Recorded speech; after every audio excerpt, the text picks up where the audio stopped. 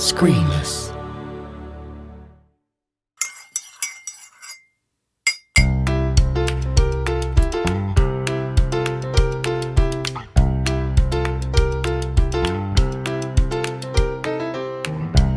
Hello and welcome to another episode of Creative Cuppa. I'm Gareth Davies, a composer for TV and an audio producer for more, and on this show I chat with people working in the many amazing creative industries.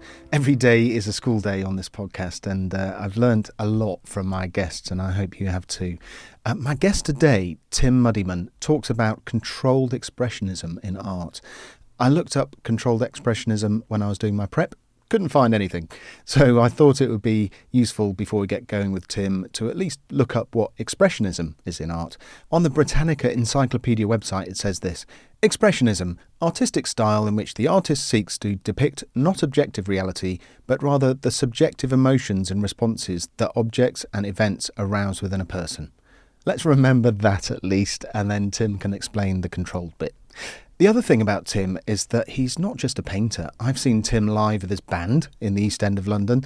I also know that Tim was, up until recently, a long-standing member of the band of a big star. Such good tunes all round. Intrigued? Got a cuppa? Let's dive in.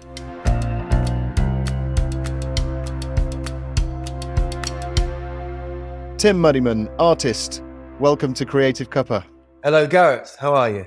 I'm very well. Looking at this is your studio behind you there? Where I paint. Yeah, paint in this room. It's cold up here.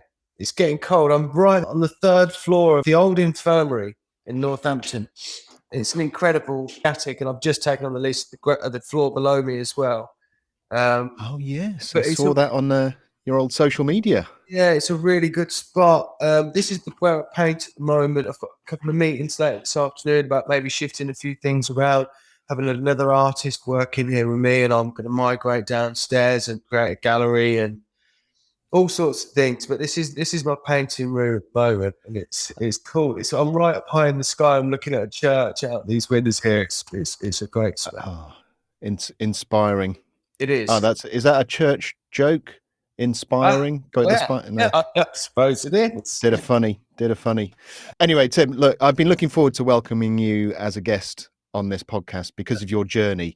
I love chatting with all my guests, but in particular those who've started in one creative field and ended up in another. That's fascinating to me. And we'll come on to that journey, but I wanted to start with where you are now. Yeah. And your website says, with disciplines in structure and controlled expressionism, his style has been described as hard-edged, abstract, and contemporary. So my first question is about that. What is, or what do you consider to be, controlled expressionism? And how would you describe your art to someone who might not have experienced it yet? Well, controlled expressionism, the reason I wrote that in my biography is because I love abstract expressionism, like Picasso, Jackson Pollock, to go extreme, real. So to me, I'm expressing. I really am expressing, and I'm expressing very quickly my ideas. The drawings are very, very quick in the way that an abstract expressionist would be very painterly, but I'm premeditating it, thinking it very, very quickly, getting the idea down. And then I have to control that expression. Because I want everything up to date.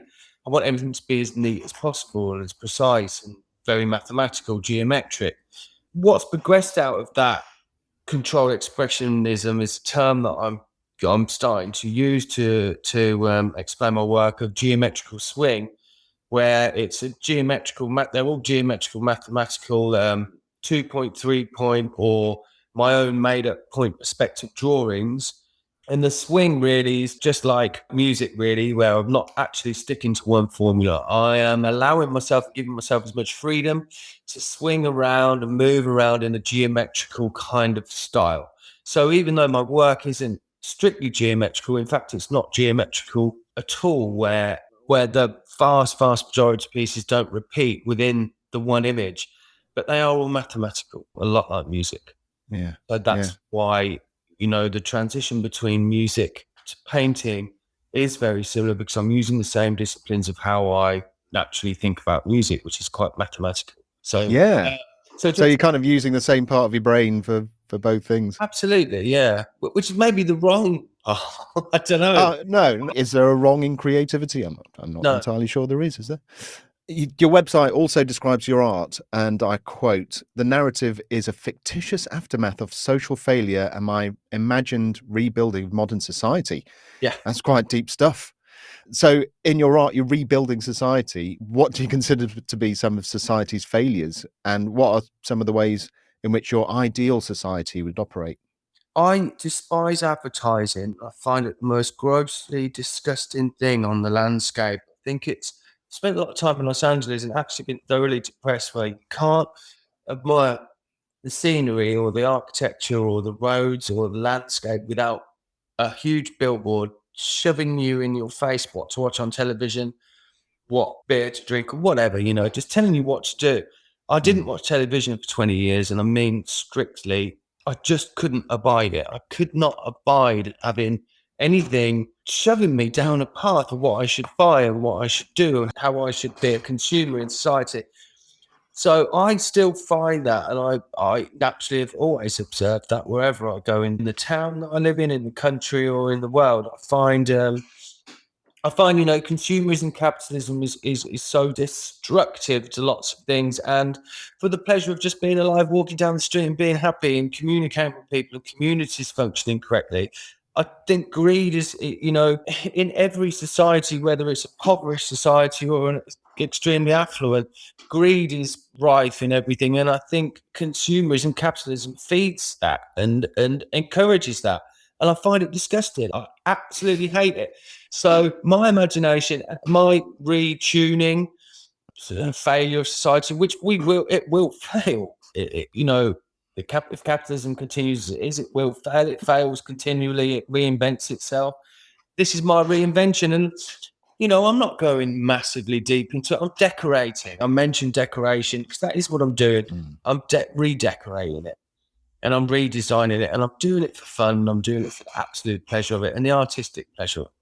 Yeah. So is it, to an extent, if you were in LA, what you'd like to see walking down the street rather than having things thrust in your way? Absolutely. I mean, there's a few paintings on there that I went to Coventry a little while ago, 6 a.m, took a load of pictures of some of the brutalist architecture there. And it's a fascinating city. It really, really is architecturally fascinating how these 50s, 60s, 70s brutal architectural buildings were next to chapels and shops and Subway sandwich shops. You know what I mean? To me, it just looks wrong. But there's also, if you look snapshot, it's amazing. Get rid of the stuff you don't want to see. It's a really, really interesting place to go and study how to me, it just looks weird. Yeah. I was in central London the other day and had very similar thought in that you're standing in both the past and the future at the same time. Yeah. And looking around and seeing all these big, shiny, high-rise tower things. And yet next to these beautiful old buildings and churches and banks and whatever they are.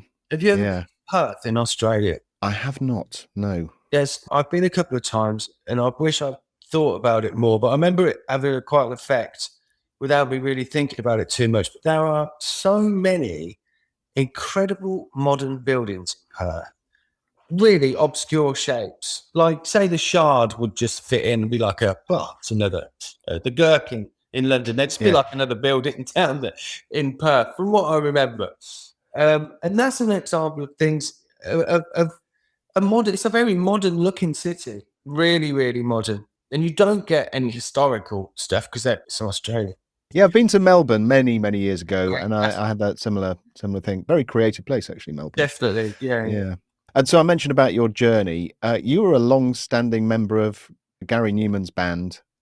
Was it after the last world tour that you decided you needed a creative change? Yeah, definitely. I mean, that was a long tour. During that tour, I met and married my wife, which was awesome. And we've had a baby. So, there's a 2-year-old baby. Fantastic. Congratulations. So that's obviously quite a changing thing, quite a big thing. But emotionally, spiritually, the only simple way I can put it is the time was right for me to step away from touring, step away from music for a while. Because I've listened to music obsessively since I was like 2, 3. I was importing records at 8 and 9, and I've always have. And for the first time in my life, I've gone, I just don't want to listen to music. I don't want to be obsessed with it at the moment. And obviously, painting is just completely taking its place. And it's only a matter of time until another version of this happens. You know what I mean? So, Yeah. You are a very creative person. It's got to show its face somehow, hasn't it? Yeah, absolutely. Yeah, that's brilliant. I noticed you had an exhibition a little while ago. Do you have any exhibitions or galleries where people can come along and experience your art up close? I just did one for Saatchi Presents, the other art firm's called, in Brick Lane at the Truman Brewery. I did that last weekend, and that was a great experience, successful. Just working on a couple of commissions now that I got from there. Which I'm working on as we speak, just before. Hey, Um, that's exciting. and then really, I'm not sure because, like I said, I've just taken on this floor below me, 68 square meters. It's a good size, and I've got some people, some work. This guy coming in next week to talk to me about the floor. I think I'm going to open my own gallery, but I'm going to do it not open to the public, like a private viewing gallery. Maybe some of my friends that want to show stuff and do stuff so we can do things online, but rather than do them in a virtual environment, do it in a real environment. So I'm kind of thinking of going down that route. I have started working with a gallery called Seventh One in Hampstead. We briefly spoke a few weeks ago about maybe doing a solo exhibition next year, but I want to finish off this year doing as much work as I can, as well as moving house, which I'm in a couple of weeks. And then come January, I'm starting to think about whole new styles and new ways of going down, so I'm just considering all that. So nothing is organised for an exhibition or anything for 2022, but there will be loads of opportunity to show my work next year. It sounds like at the moment you are keeping it loose. Totally. And just embracing what comes along. Keeping it free, yeah. As soon as there's an exhibition booked, I'm tied in, and then I'll check the chains are on again. This year I was supposed to exhibit in July, and sadly that couldn't happen. But the whole of this year has been such an insane year because the first 6 months was all about that exhibition. So it was I couldn't show any new work. I wasn't interacting with people that I interact with online, and I really felt that. I missed that so much. I've got a great Facebook group where I communicate with hundreds of people on a regular basis, and because I wasn't putting anything up, all that sort of went, and I missed that part of the journey, this artistic journey. So I want to, with having a gallery here, I can really get that Facebook group going a little bit again. So that sounds brilliant. So where can listeners find out more about you and your work? My website is the best place. Now I'm out of that 6 month build up and then the Saatchi thing. I'm now concentrating on making my website better. I know you work in many different things online. It's a brilliant, brilliant thing for a creative to have as their window into their world. So my website, which is www.timmuddiman.com, I will just keep evolving it all the time. I'm going to want to put more effort into my blog, maybe do a weekly blog, which I've been trying to do for the last 2 years. And I think it was 6 months till I wrote one the other day. Oh, I hear you. But yeah, so that's the best place. Yeah, it is important though, isn't it? The website and online presence is the window that people look into. So it's important to make sure it's up to date and keeps evolving. Yeah.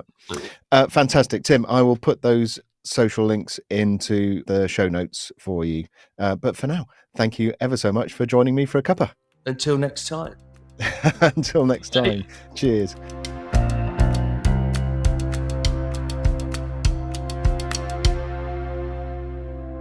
Thanks again to Tim for his time and a peek into his studio, a lovely, inspiring space. I like how Tim is trying his very best to remain as free as possible to lean into his art. He has a really refreshing attitude to creativity, letting it show itself in its truest sense for him.